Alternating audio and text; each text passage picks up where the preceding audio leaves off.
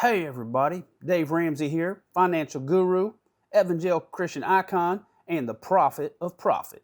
Now, you may have heard some unsavory things about me recently. There are some rumors going around that I teach people things that are not based on the Bible. I just want to set the record straight. Everything I tell people is based on a biblical worldview. Now, if you're one of those commie liberal Christians teaching people to give away all their money, then sure, I can see where people might misunderstand what I teach.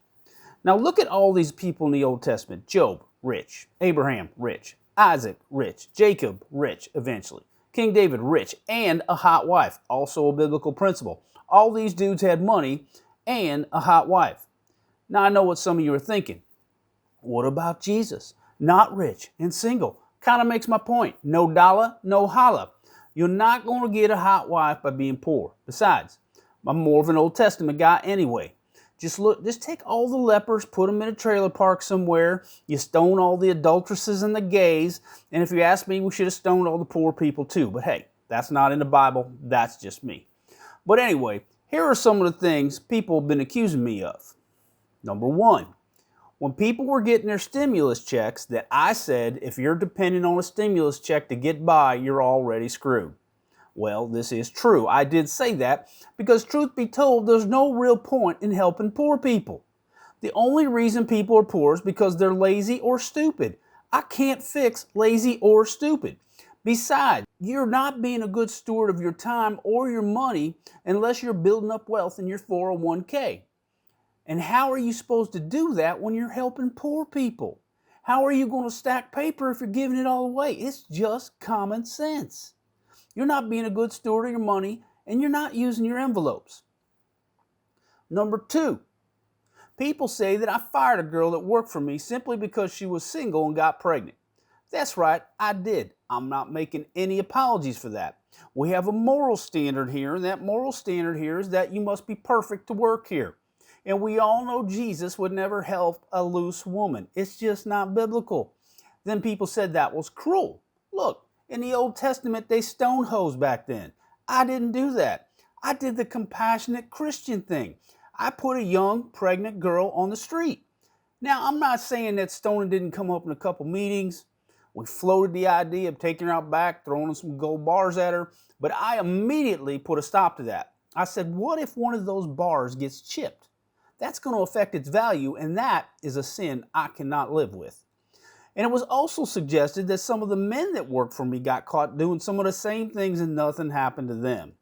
Well, what about the woman caught in adultery in the Bible? Was there a man there? Of course not, because sexual morality only applies to women. If there's adultery, it's because of the way the woman dressed. It's biblical. Get some knowledge, people. And most recently, number three, you probably heard it said that I told people if I was a landlord and I raised people's rent, it doesn't make me a bad Christian. Look, the best thing you can do for somebody in that situation is to make them homeless. It's the compassionate thing to do, because the only way some of these people are going to learn is to be on the street and to be poor and to be hungry. It's a teachable moment, people. If they had put their extra money in envelopes like I tell everybody, they wouldn't be in that situation. It's the Christian thing to do. How are you being a good steward of your money if you could be making more money and you decide not to just because you don't want somebody to be homeless? How is that a Christian thing to do? If people don't want to be homeless, they need to work 4, 5, 6 jobs, whatever you got to do. Just work harder. It's super easy. Now look, I got a lot of pushback on this. People said things like, what about the Good Samaritan? Now here's all these people walking past this person in the story that's hurt and injured, laying on the ground, just half naked. You know, he's probably a drug addict anyway.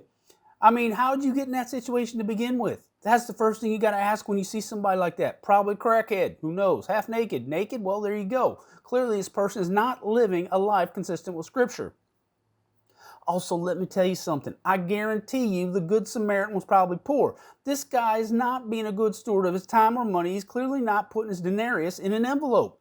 Do you think if Jesus was here today, he'd be walking around without a car? He'd probably be rolling around some nice Lambo. He'd be flying in a G6. He'd be living a good life in his God mansion, rolling up on the club with his 12 homies. But they didn't have that stuff back then. Did Jesus not say we should build up our treasure in heaven? Now, how are you going to do that if you don't have treasure here on earth?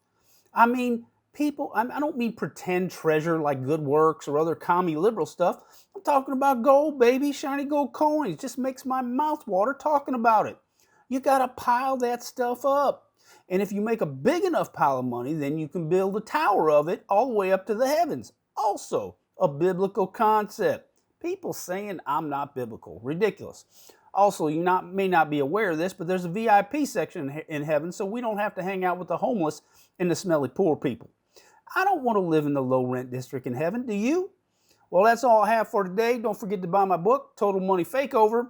I'm Dave Ramsey. And remember, make sure you screw people now so you can have a self-absorbed life later.